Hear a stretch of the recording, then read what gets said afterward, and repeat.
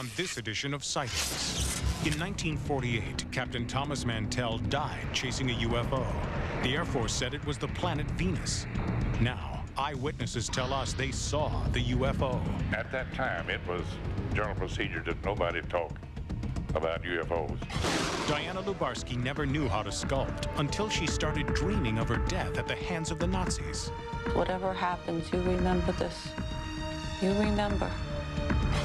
Right there. Bart Ellis believes he can finally prove that California's Olivas adobe really is haunted. That's absolute evidence of life after death. The ancient Hawaiians believed they could predict natural disasters. Has this man uncovered their secret? And will recent discoveries of life on Mars turn speculation to fact?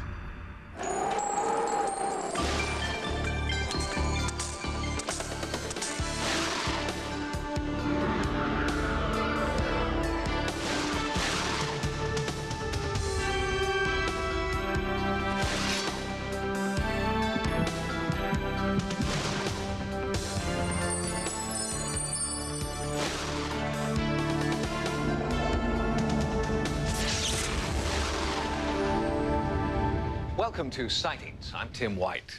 When Captain Thomas Mantell's P-51 fighter plane dropped out of the sky on the 7th of January, 1948, it created a UFO controversy that remains unsolved to this day.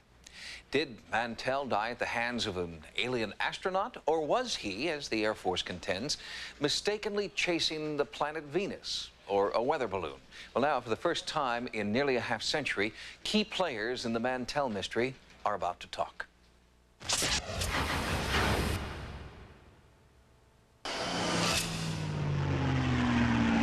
No one's ever going to convince me I didn't see it, because there were too many of us that did. At that time, it was general procedure that nobody talked about UFOs. On January 7th, 1948, high above the bluegrass pastures of rural Kentucky, National Guard Captain Thomas Mantell Jr. saw a UFO that he considered to be a serious threat to the security of the United States.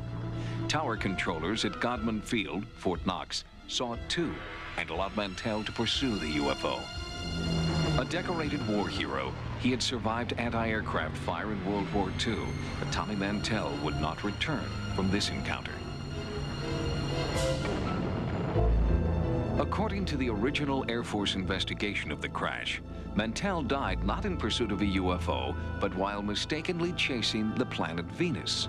But now, nearly 50 years later, eyewitnesses to Mantell's death are speaking out publicly for the first time, and they have a very different story to tell. They described the object as being very large, metallic, round metallic object.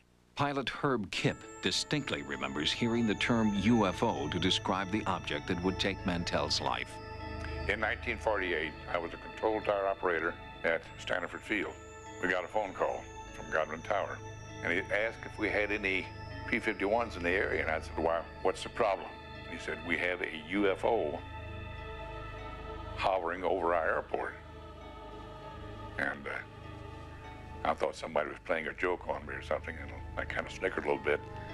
And this other voice came on and said, "This is Colonel so-and-so, and I'm the base commander. And Mr. Kipp, this is no drill. This thing is hovering right over the airport." Along with the base commander in the tower at Godman Field that day was Base Intelligence Officer Captain James Dusler. The UFO was in the air for 4 hours, and it didn't move, it just stayed there. We were looking at something and didn't know what in the world we were looking at. At the time of the sighting, Captain Mantell was leading a squadron of P-51s for the Kentucky National Guard. Over Godman Field, there was no longer anything routine about this mission.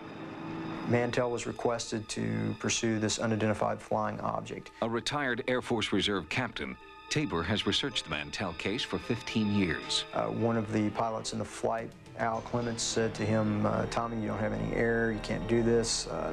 Mantell replied back, "Al, don't worry about it, it's not a problem." They continue on up. Clements finally caught onto it himself. He described it as a large glowing object. He said, my 2 wingmen are coming in. We want hot guns, and we want them now. According to air traffic controller Quentin Blackwell, Mantell ordered the other planes back to load on live ammunition while he continued to climb toward the UFO. Only this man is still alive to describe what happened next. He is telling his story for the first time since 1948. The day of the Mantell crash, I was 6 years old. My mother was taking clothes in off the line. She'd been watching a bright light in the sky. We heard a loud plane, and we saw this fighter plane coming in below the bright light.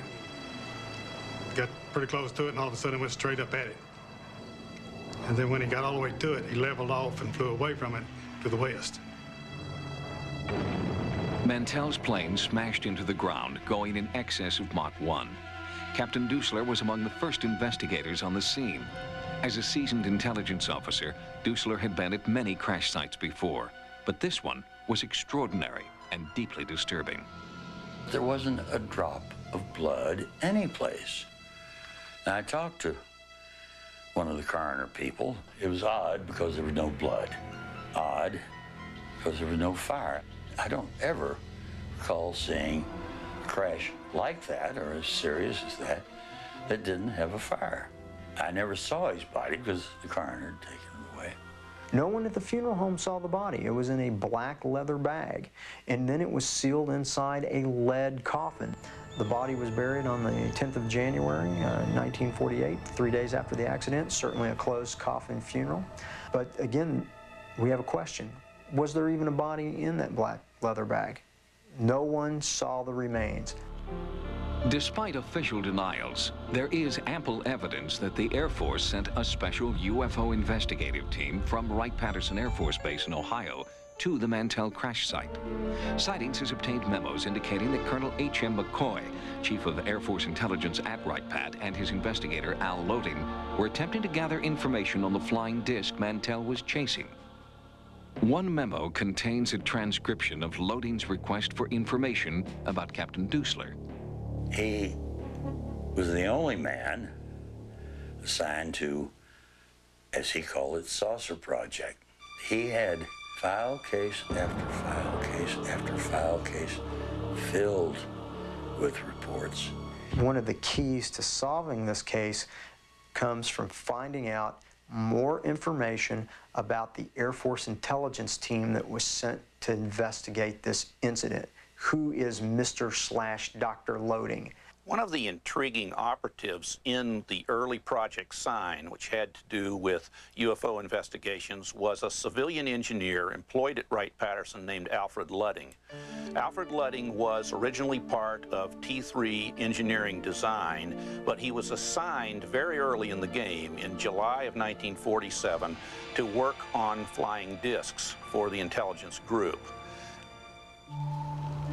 Michael Swords is a natural sciences professor at Western Michigan University and is the editor of the highly regarded Journal of UFO Studies. He has uncovered an intriguing link between Wright-Patterson, the mysterious Mr. Loading, and real-life flying saucers. Al Ludding, for reasons that we don't know, early in July of 1947, designed a flying disc-shaped craft, which, although he was not allowed to patent it at that time, ultimately got a patent for in the early 1950s. In 1952, Alfred C. Loading was granted a U.S. patent for this low aspect ratio aircraft design. The craft's flying saucer shape raises many intriguing questions. Was Loading's design a flight of fancy? Or was he inspired by something he had actually seen during his tenure in Air Force intelligence? If we can answer these questions, if we can find out their background, then we can have a little bit more information that could answer as to whether this was an extraterrestrial vehicle. But the solution to the Mantell mystery is unlikely to come from the one source that probably knows the truth. The Air Force explanation that Mantell died from anoxia, lack of oxygen, while chasing Venus, is contradicted even in their earlier report, recently obtained by Sightings. In this memo, written just after the crash and dated a decade earlier than the official report, Venus is ruled out as the UFO Mantell died for in the sky above his Kentucky home.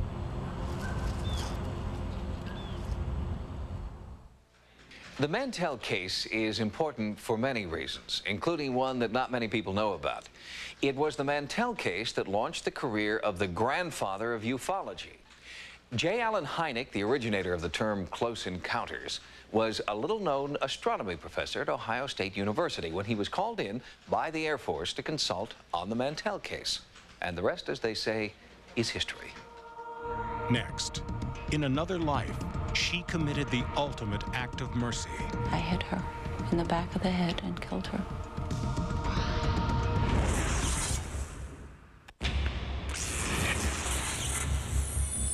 Recently, Sightings brought you the story of Bruce Whittier, a Nova Scotia farmer who believes he is the reincarnation of a Dutch Jew killed during the Holocaust. Bruce is just one of a number of people now coming forward with similar stories. In this report, we introduce you to an artist whose own odyssey into the phenomenon began with a series of strange dreams. Dreams, she says, that hit her like 5,000 jigsaw puzzles.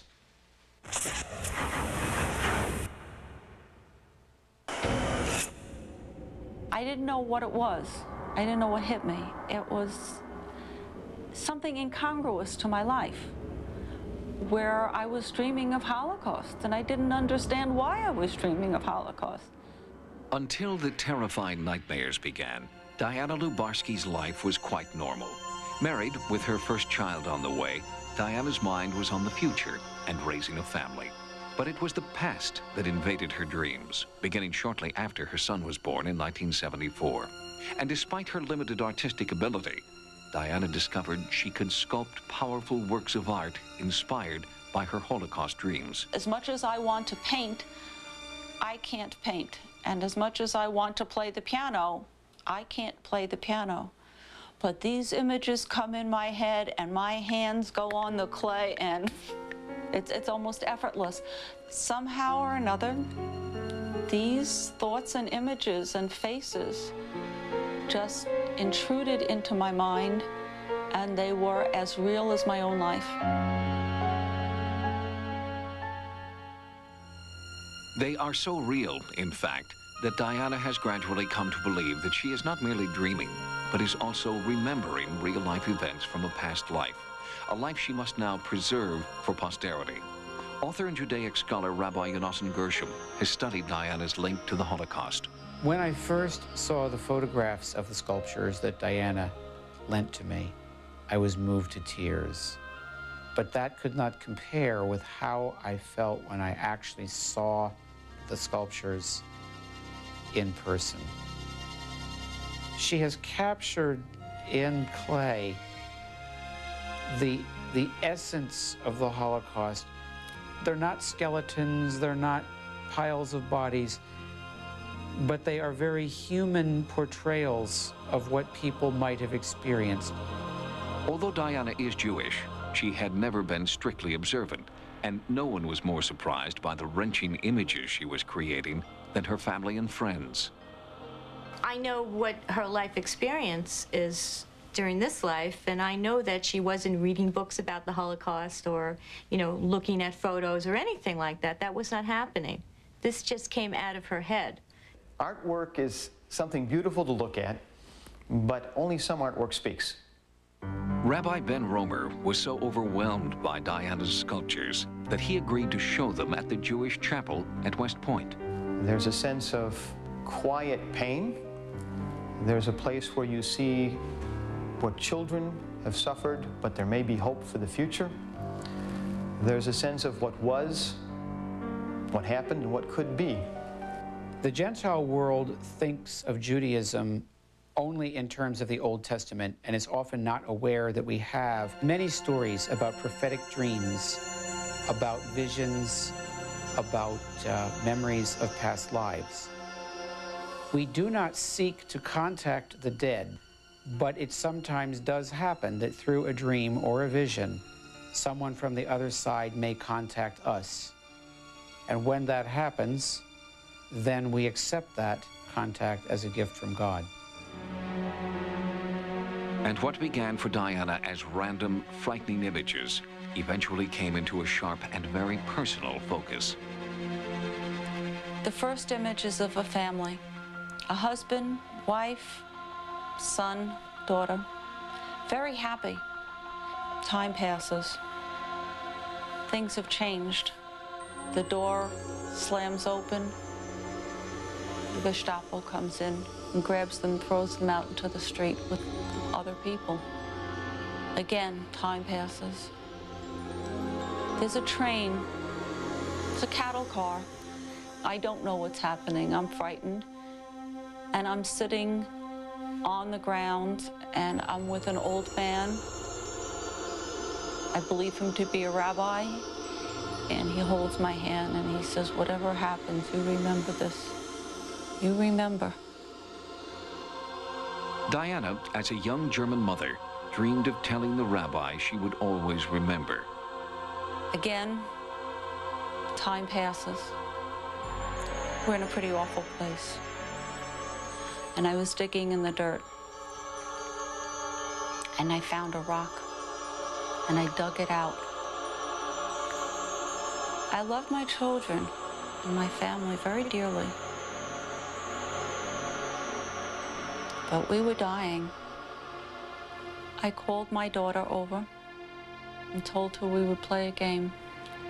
And with every ounce of strength I had, I hit her in the back of the head and killed her. She would die by my hand, not by anybody else's.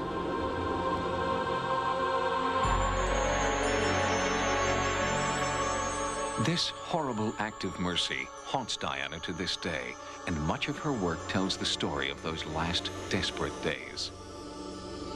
This is the family that I believe I was a part of, the father and the mother and the two children. These are the children that I gave the gift of life to, and ultimately these are the children that I killed, that I gave the gift of freedom, and I died with.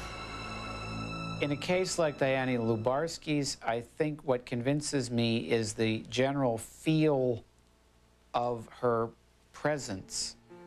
I have met many, many Jews who have this strong connection with the Holocaust that goes deeper than history. And the only way that I can describe my reaction is that I see it in their eyes. They have old eyes. They show me somehow on a nonverbal level that they have experienced something from another life.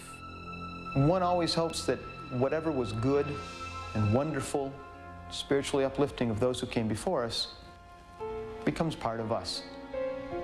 How it gets to us, I don't know, but it's there. Although Diana's dreams have been painful, she believes that there is a reason beyond knowing why she has been chosen to speak for the dead. I think I'm a conduit from another time and another place. For a whole bunch of people who died and perhaps didn't know why they died. And I can hear them in my head saying, who will remember me? How will they know that we were ever alive? How will they ever see us? Nobody in the world will ever know that we were living. And I answer them and I say, I will remember you.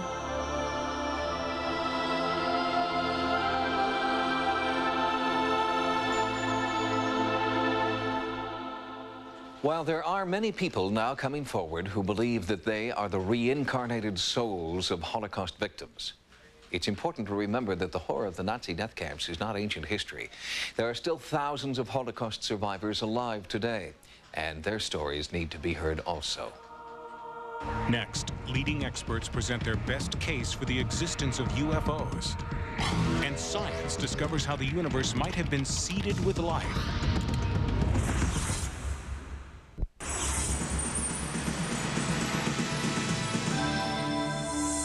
Here are some of the stories Sightings is following in the news.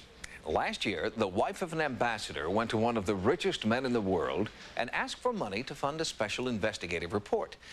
Lawrence Rockefeller gave Mrs. Galbraith the money. And now the report is in. It's called Unidentified Flying Objects Briefing Document, the best available evidence. In Brentwood, Maryland, UFO researcher Richard Hall is hopeful that the new briefing document will finally convince world leaders that UFOs are real. There is a great deal of ignorance about UFO history, so it's important to cut through all the tabloid kind of thing and get down to serious facts with people who can do something about it. The meticulously researched report taps the extensive files of the Center for UFO Studies, the Fund for UFO Research, and the Mutual UFO Network. It is the first cooperative attempt to legitimize UFOs to the world's important decision makers. The cases were selected on the basis of being well documented with such things as military intelligence reports, and they were chosen to represent many different countries. The case histories presented here cover the period from World War II to the present, and the document is especially compelling because it relies on highly credible eyewitnesses, including numerous military officers. The best thing that could happen from this project is that world leaders would begin to treat this seriously and band together to get something accomplished. And to do that, you have to get past this business where everybody thinks it's a kooky, crackpot subject.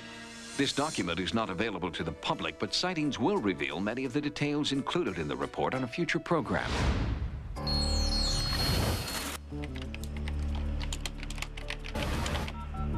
On the World Wide Web, the Millennium Matters is the Internet's New Age manual for the year 2000 and beyond. Click on icons like this to find links to all topics paranormal, spiritual, and environmental. In Gaia, there are earthquake predictions and seismograms when they happen. Call up U Formation to acquaint yourself with the alien faces of the past, present, and future. And then relax in The Sanctuary with herbal remedies, yoga, and, the editor's hope, a spiritual reawakening. To access the Millennium Matters on the World Wide Web, the address is www.m-org/jz/intro.html.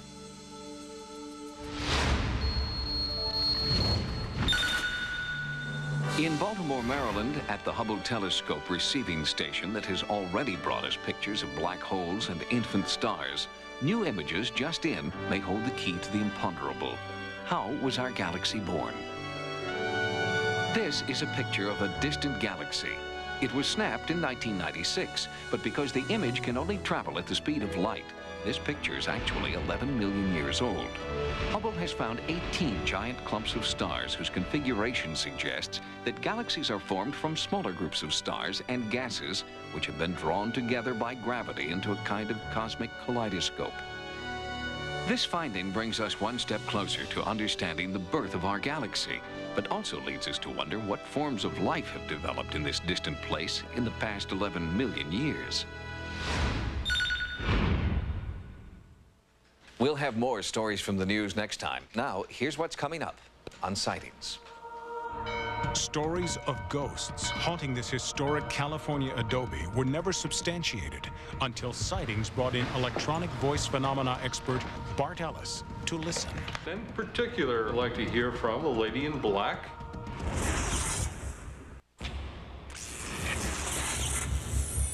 Many paranormal investigators are now moving away from traditional theories about ghosts to study a phenomenon known as residual haunting. This is the belief that certain haunted places, especially historic places, retain energy from the past that continues to replay in the present. Investigators believe this residual energy creates a kind of psychic wound in the environment that never heals.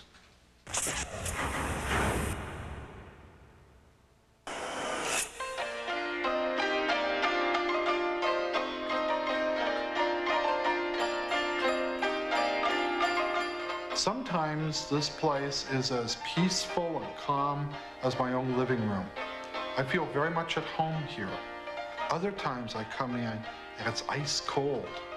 And sometimes I really feel as if I'm being watched.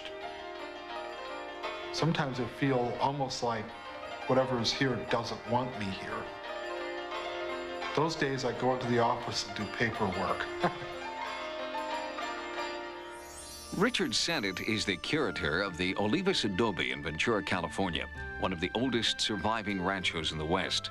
This adobe and the surrounding 5,000 acres were once the domain of Raimundo Olivas, the patriarch of one of the richest families in California. In 1972, the Olivas adobe was donated to Ventura County, and that's when the secret of the adobe began to leak out. Since 1972, there have been reports of ghosts here. It was at that time that we started to get reports of a woman in black being seen inside the house. First, park crews coming out to cut the grass and maintain the area would report seeing a woman inside the house looking out at them. And they thought it was someone who had broken in. So they would call the police. In fact, they called the police 5 or 6 times, and they would come inside. There'd be no one here. There were many stories about being watched, seeing the woman. Many of them I got from ex-employees. It seems that for some strange reason, after they had an encounter, they tend to quit. Dorothy Wilson is a volunteer docent at the Olivas adobe and a former skeptic. Here I come out here, a non-believer, quite frankly. And then it happens to me? Hard to believe, really. It was early morning. Dorothy was alone in the adobe. Suddenly there was a form, the lady in black. The best I can do is draw you a figure like that. And I don't know whether you could, how do you explain a figure like that? It's almost as if I had a black mantilla on and it covered me almost completely. Totally in black, you understand, with obviously the back toward me. I did a double take, stepped back and looked in the room. Whatever it was gone. Many historic sites are haunted. And I think there's a really logical reason why. They are historic sites because lots of passionate, violent, important things happened within those walls. All these emotions have played out within the walls of the rancho. The land was granted to Raimundo Olivas in 1841. He brought his bride, Teodora, here. They had 21 children. Their home was a social and political center until Raimundo died. Greed tore the family apart, and the fortune was squandered. In her last years, Teodora was destitute and desperately lonely. Toward the end, she was just reduced to a very low state. The family fortune was gone. Finally, she passed on. Many believe Teodora is the lady in black, but there are other women who also suffered and died in this house. I'm drawn into this room. Sightings asked psychic investigator Dr. Susan Stewart to tour the adobe. I recognized when I came here what people were referring to, the lady in black.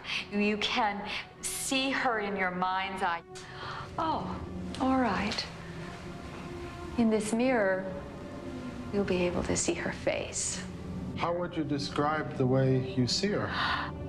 Very wonderful, strong jaw and beautiful brows coming straight across. Defined face. It's a strong, powerful, attractive face. It's not actually a spirit. It's the clairvoyant memory of a spirit. So what that essentially means, clairvoyant, French word means clear seeing. So what's happening is we are seeing essentially a memory. We are seeing not what's actually occurring at the time, but what did occur many, many, many times in the past. So it's almost as though it's a piece of video or film that's caught in a loop. Stewart and several other eyewitnesses described the lady in black as young, perhaps 18 or 19, the same age Teodora's daughter-in-law, Maria, was when she died in childbirth. To further determine the possible identity of the lady in black, EVP expert Bart Ellis set up digital recording devices throughout the Olivas adobe. EVP is electronic voice phenomena. It's a process of recording paranormal voices. We are hoping that we can have some of our unseen friends. We know for a fact that it is a legitimate, valid phenomena, and it's one of the very few phenomena in psychic research that can be validated. We'd like to know who it is that's in this house. Who is it that's in this house? Can you identify yourself for us? Under scientifically controlled conditions and with new factory-sealed blank audio tape, recordings were made throughout the house, with particular attention paid to 3 hotspots: the sewing room, the children's room, and the master bedroom. Several hours of tape were recorded in what seemed like complete silence. The recordings were played back in a sound studio, and tape after tape revealed nothing. Then, one sound on one of the final tapes spoke to Bart Ellis. Right there. Hear that? Hello. Play it back.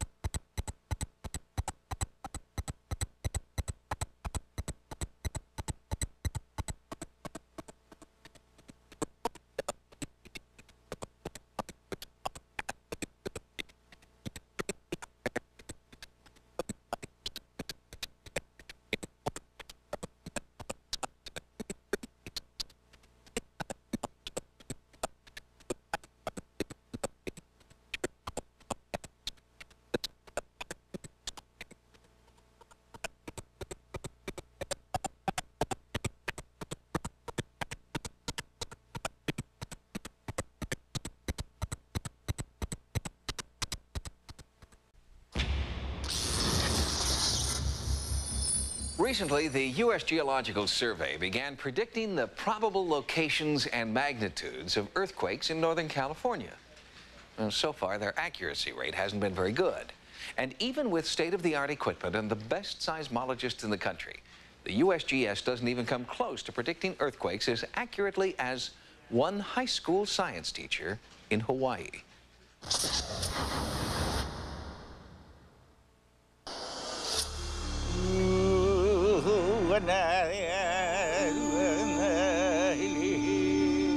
Will the heavens weep and the earth will grow? The earth will quake, the earth will vibrate, the earth will move, and life will begin again. After more than 1,000 years here, native Hawaiians believe that they have learned to hear the earth when she speaks and to watch the skies for what will come. Folklore tells of priests who knew when the rain would fall, the wind would blow, and the earth would shake. They have what we call Hawaiilona, omens of portents. And many of our priests and our elders would look and see these symbols in the skies. On Oahu, at Damien Memorial High School, ancient tales of accurate predictions of earth changes captivated high school teacher and religion chairman Mike Lee.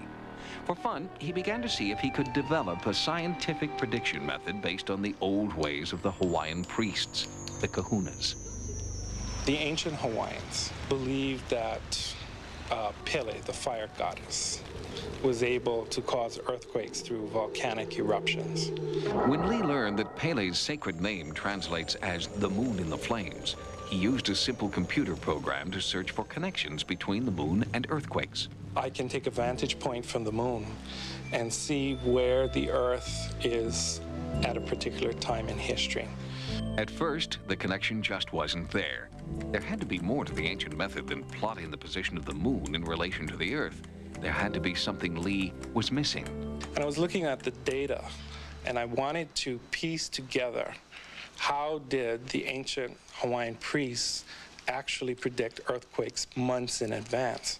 He went back to Pele's name, the moon in the flames, and wondered if perhaps the ancients might be referring to the orange cast the moon takes on during a lunar eclipse. Pele, the volcano goddess, is seen in the sky during a lunar eclipse. And the Hawaiians had the theory that whenever a lunar or a solar eclipse took place, regular patterns of earthquakes would follow. Lee studied what was happening in the sky during famous volcanic eruptions and earthquakes of the past, and was startled to discover a definite pattern between Earth changes and both lunar and solar eclipses. On February 26, 1979, we have a solar eclipse taking place over the Pacific Northwest.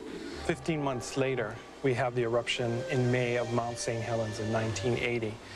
And what we see here is the shadow moving from the Pacific Ocean right over Mexico City. 16 months later, we have almost an 8-point earthquake in Mexico City.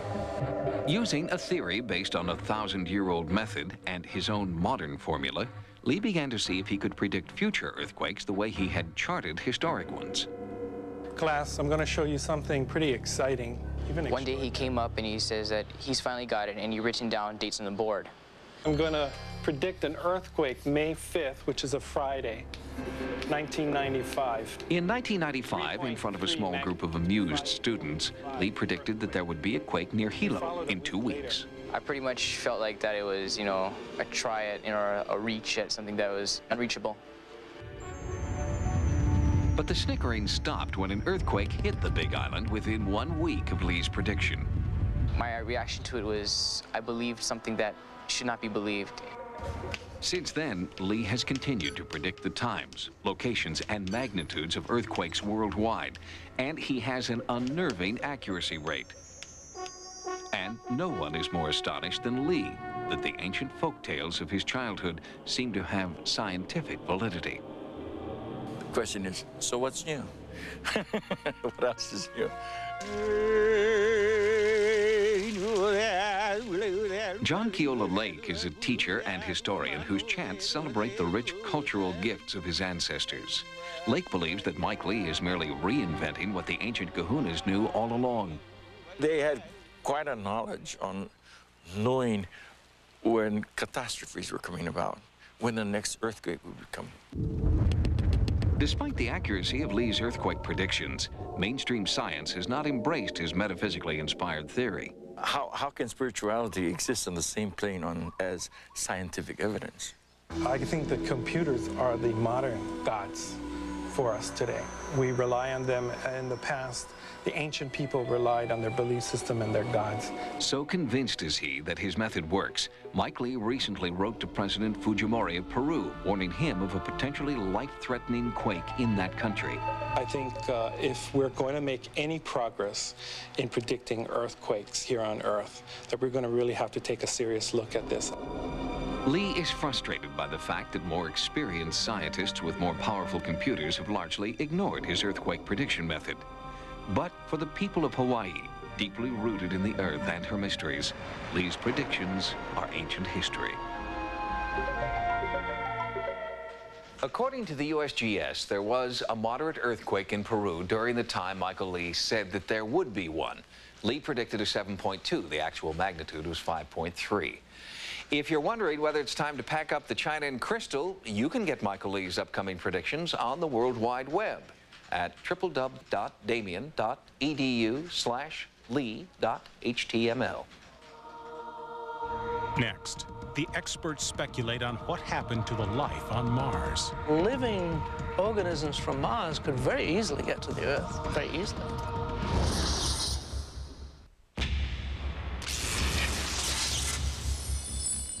August 7th, 1996 will go down in history as the day NASA told the world what many people said they already knew. Breathless with excitement, NASA Chief Dan Golden declared August 7th the day we open the door to other worlds. For the first time, a U.S. government official was openly admitting the possibility of life on Mars. And it all started with one little rock. Antarctica, 1984. Just after Christmas, a team of American meteorite hunters had no idea that they had just made one of the most exciting scientific discoveries of the century. The day started out very windy and very cold. 29-year-old Robbie Score, a geologist from the Meteor Lab at the Johnson Space Center, saw it first. A rock glowing green in a sea of white. We were on this one ice field, which was the furthest ice field from the Allen Hills. There was no scenery. It was basically, you felt like you were out in the frozen ocean. The team collected nearly 100 meteorites on their expedition, but Robbie remembered finding this one. She found it almost by accident while the group was out joyriding on their snowmobiles during a well-deserved break. It's just really fun, and we were all really excited as we were leaving the areas when we ran into the rock that's now so famous. It sat in a lab for nearly 12 years before the discovery of something inside the meteorite propelled this hunk of rock into the headlines. The topography of Mars, so similar to our own, with its chinks and fissures, riverbeds and mountains, has captivated the scientific imagination for more than 100 years. At the turn of the century, Percival Lowell was the first American to suggest that there was life on our nearest planetary neighbor. In the 1920s, astronomer David Todd gained worldwide attention when he claimed to have successfully recorded radio signals from Mars. Since then, many members of the scientific community have continued to search for irrefutable proof that life, past or present, may exist on Mars. Now, some say that proof has a name, Meteorite 84001. Within this innocuous-looking rock are microscopic structures that look like fossils. And after analysis of the gases inside it, the general consensus is that the rock is Martian. It's pretty certain that these things came from Mars. There are just fingerprints of Mars all over these meteorites. Dr. Michael Carr is a geologist whose work with NASA and the exploration of Mars began in 1971 with the Mariner 9 mission. Dr. Carr and his colleagues are convinced that the Earth is littered with pieces of Mars. So how did they get to the Earth? Well, it seems pretty certain that these things were ejected from Mars by a large impact. All the bodies in the solar system are being impacted by meteorites all the time, and there are about 500 that fall on the Earth every day. So for millions of years, those pieces orbit around the sun, and eventually the Earth hit one of them. And that piece is what we now find in the laboratory, seems to contain microscopic fossils of possible past life on Mars. These images are at the center of the life on Mars debate. Structures inside the meteorite that many believe are the fossil remains of microorganisms. The possibility that these organisms ever existed on Mars furthers the provocative theory that life on Earth and Mars were once evolving simultaneously.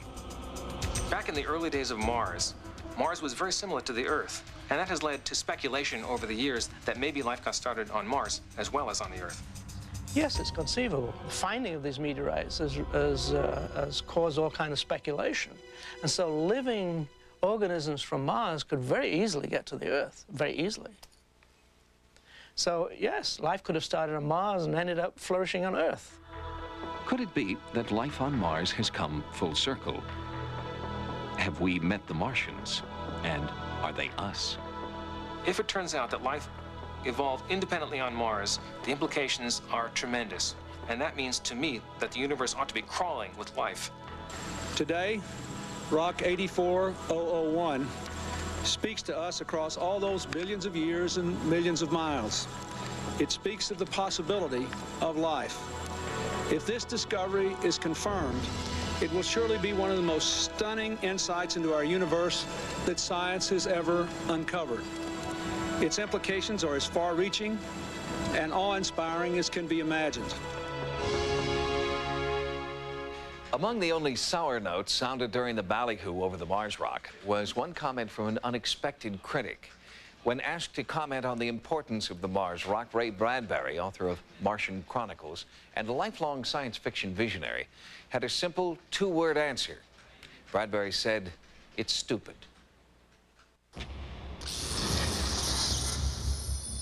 If you've had a paranormal experience, please write to us at Sightings. Sightings can also be contacted at America Online at keyword Sightings. Download images, sounds, and QuickTime clips from Sightings episodes. On the internet, access information about sightings and the paranormal at sci-fi.com/sightings. Until next time, remember, no mystery is closed to an open mind. For Sightings, I'm Tim White.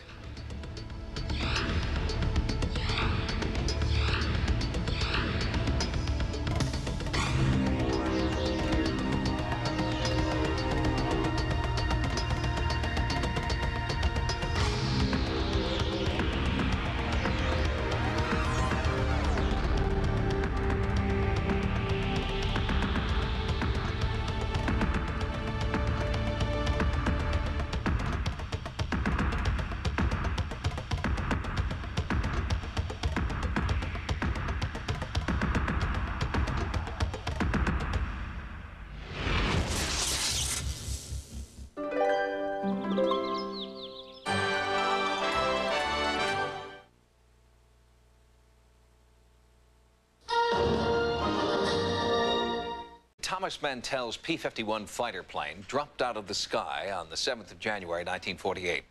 It created a UFO controversy that remains unsolved to this day. Did Mantell die at the hands of an alien astronaut, or was he, as the Air Force contends, mistakenly chasing the planet Venus or a weather balloon?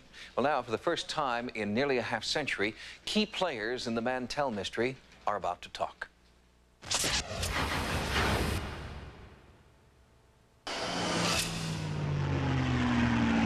No one's ever going to convince me I didn't see it, because there were too many of us that did. At that time, it was general procedure that nobody talk about UFOs. On January 7th, 1948, high above the bluegrass pastures of rural Kentucky, National Guard Captain Thomas Mantell Jr. saw a UFO that he considered to be a serious threat to the security of the United States. Tower controllers at Godman Field, Fort Knox, saw it too and allowed Mantell to pursue the UFO. A decorated war hero, he had survived anti-aircraft fire in World War II, but Tommy Mantell would not return from this encounter. According to the original Air Force investigation of the crash, at the time of the sighting, Captain Mantell was leading a squadron of P-51s for the Kentucky National Guard. Over Godman Field, there was no longer anything routine about this mission. Mantell was requested to pursue this unidentified flying object. A retired Air Force Reserve captain, Tabor has researched the Mantell case for 15 years. One of the pilots in the flight, Al Clements, said to him, Tommy, you don't have any air, you can't do this. Mantell replied back, Al, don't worry about it, it's not a problem. They continue on up. Clements finally caught onto it himself. He described it as a large, glowing object. He said, my two wingmen are coming in. We want hot guns, and we want them now. According to air traffic controller Quentin Blackwell, Mantell ordered the other planes back to load on live ammunition while he continued to climb toward the UFO. Only this man is still alive to describe what happened next. He is telling his story for the first time since 1948. The day of the Mantell crash, I was 6 years old. My mother was taking clothes in off the line. She'd been watching a bright light in the sky. We heard a loud plane, and we saw this fighter plane coming in below the bright light. Got pretty close to it, and all of a sudden it went straight up at it. And then when he got all the way to it, he leveled off and flew away from it to the west. On this edition of Sightings, in 1948, Captain Thomas Mantell died chasing a UFO. The Air Force said it was the planet Venus. Now, eyewitnesses tell us they saw the UFO. At that time, it was general procedure that nobody talk about UFOs. Diana Lubarsky never knew how to sculpt until she started dreaming of her death at the hands of the Nazis. Whatever happens, you remember this. You remember. Right there. Bart Ellis believes he can finally prove that California's Olivas adobe really is haunted. That's absolute evidence of life after death. The ancient Hawaiians believed they could predict natural disasters. Has this man uncovered their secret? And will recent discoveries of life on Mars turn speculation to fact?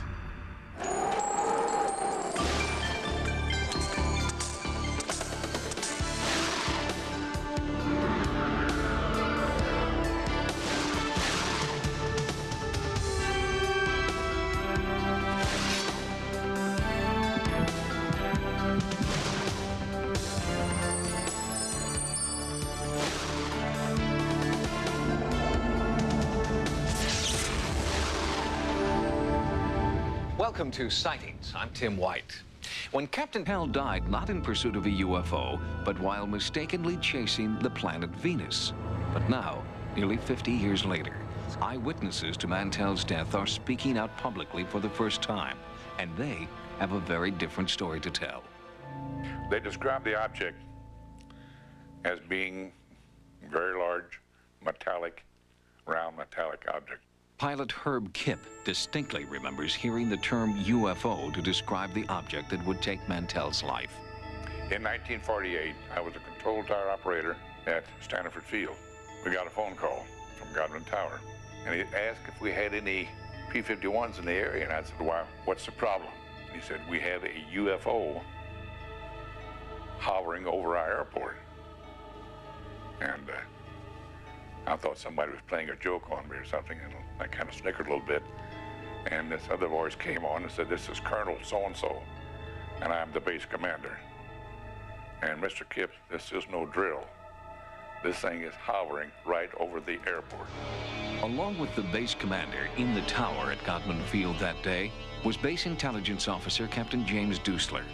The UFO was in the air for 4 hours, and it didn't move, it just stayed there. We were looking at something and didn't know what in the world we were looking at. Mantell's plane smashed into the ground, going in excess of Mach 1. Captain Dusler was among the first investigators on the scene. As a seasoned intelligence officer, Dusler had been at many crash sites before, but this one was extraordinary and deeply disturbing. There wasn't a drop of blood anyplace. Now, I talked to one of the coroner people. It was odd because there was no blood. Odd because there was no fire. I don't ever recall seeing a crash like that, or as serious as that, that didn't have a fire. I never saw his body because the coroner had taken him away. No one at the funeral home saw the body. It was in a black leather bag, and then it was sealed inside a lead coffin. The body was buried on the 10th of January, 1948, 3 days after the accident. Certainly a closed coffin funeral. But again, we have a question. Was there even a body in that black leather bag? No one saw the remains. Despite official denials, there is ample evidence that the Air Force sent a special UFO investigative team from Wright-Patterson Air Force Base in Ohio to the Mantell crash site. Sightings has obtained memos indicating that Colonel H.M. McCoy, Chief of Air Force Intelligence at Wright-Pat, and his investigator, Al Loting, were attempting to gather information